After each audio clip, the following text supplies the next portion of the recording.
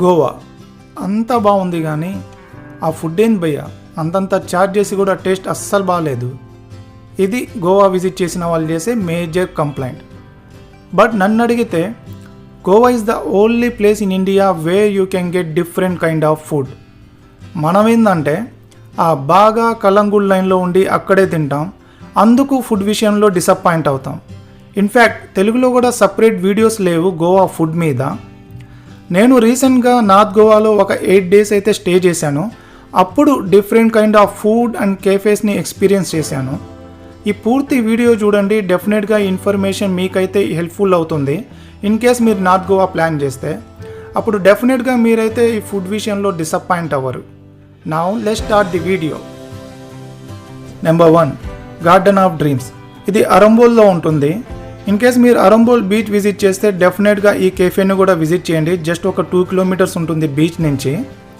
ఇది జస్ట్ ఒక కెఫే మాత్రమే కాదు, you can do here yoga, swimming and experience live hippie music. Sitting అంతా కూడా డిఫరెంట్గా ఉంటుంది, ముందు చూస్తారు. మొత్తం డిఫరెంట్ వైబ్ ఉందన్నమాట ఇక్కడ, రెగ్యులర్ కెఫే లాగా కాకుండా. అండ్ ఫుడ్ గురించి మాట్లాడుకుంటే ఇక్కడ మీకు వెగాన్ ఫుడ్ దొరుకుతుంది, నాన్ వెజ్ దొరకదు. అండ్ టేస్ట్ కూడా బాగుంది. అప్రాక్సిమేట్లీ 700 నుంచి 900 పడుతుంది 2 members-కి. జస్ట్ ఫుడ్ కోసం అని కాకుండా ఇక్కడున్న యాంబియన్స్ని, ఈ వైబ్ని, లైవ్ హిప్పీ మ్యూజిక్ని ఎక్స్పీరియన్స్ చేయాలంటే నేను డెఫినెట్గా ఈ కెఫేని అయితే రికమెండ్ చేస్తాను. ప్రజెంట్ అయితే ఈ యాంబియన్స్ని అండ్ హిప్పీ మ్యూజిక్ని అయితే ఎంజాయ్ చేయండి.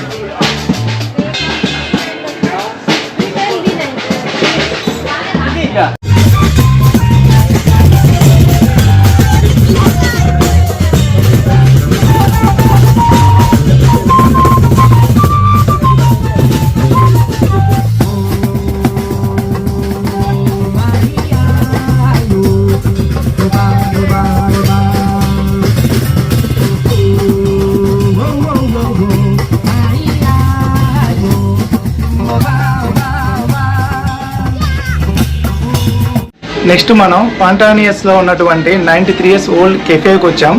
31st డే జనేరియో అనమాట దీని పేరు. ఇది చిన్న నేరో రోడ్స్లో ఉంటుందన్నమాట. ఇక్కడ సిట్టింగ్ అంతా చూడండి డిఫరెంట్గా ఉంటుంది, ఏదో లవర్స్ కోసం లేదంటే కపుల్స్ కోసం డిజైన్ చేసినట్టు ఉంటుంది. లోపల కూడా సిట్టింగ్ ఉంటుంది, చూపిస్తాను నేను. ఇన్ కేస్ మీరు పంజిమ్ సిటీలో కెసినోని ప్లాన్ చేసుకున్నప్పుడు లేదంటే ఫోంటోనియస్ ఏరియాని విజిట్ చేసినప్పుడు డెఫినెట్గా ఈ బేకరీని విజిట్ చేయండి. ఫుడ్ అయితే చాలా బాగుంది.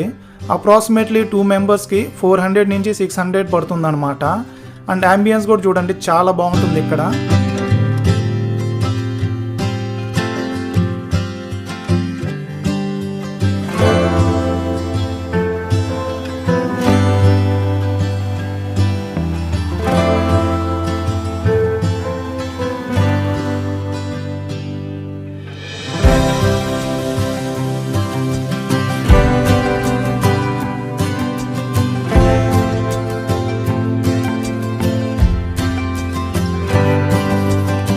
Number 3, mocha desserts and cafe. ఇది సియోలింలో ఉంటుంది. ఎంట్రన్సే చూడండి ఎంత బ్యూటిఫుల్గా ఉంది. మొత్తం చెట్లు, అక్కడక్కడ సిట్టింగ్ టేబుల్స్, చాలా ప్లెజెంట్గా ఉందన్నమాట ఇక్కడ వాతావరణం అంతా. దానికి తగ్గట్టు వీళ్ళు ప్లే చేస్తున్న ఈ మ్యూజిక్ కూడా వినండి.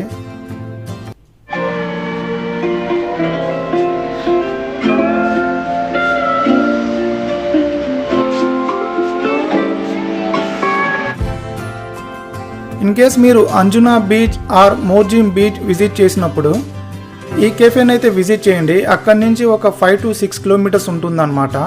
ఫుడ్ టేస్ట్ కూడా చాలా బాగుంది. అప్రాక్సిమేట్లీ 2 members-కి 700 నుంచి 800 పడుతుందన్నమాట.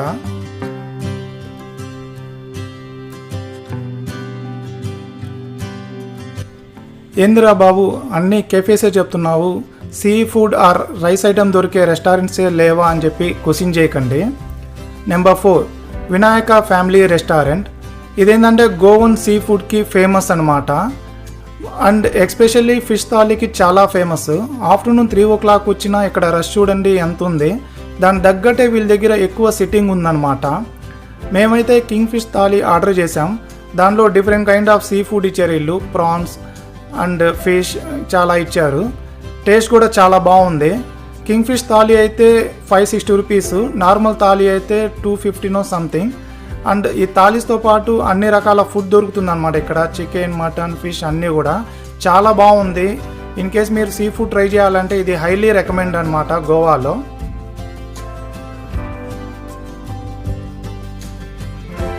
Number 5 little India.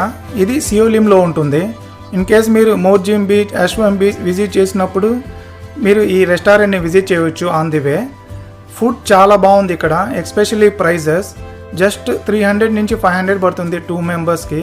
And ambience కూడా నైట్ టైం బాగుంది, డార్క్గా. అండ్ ఎక్కువ మంది లేరు ఈ రెస్టారెంట్లో, బట్ టేస్ట్ అయితే చాలా బాగుంది.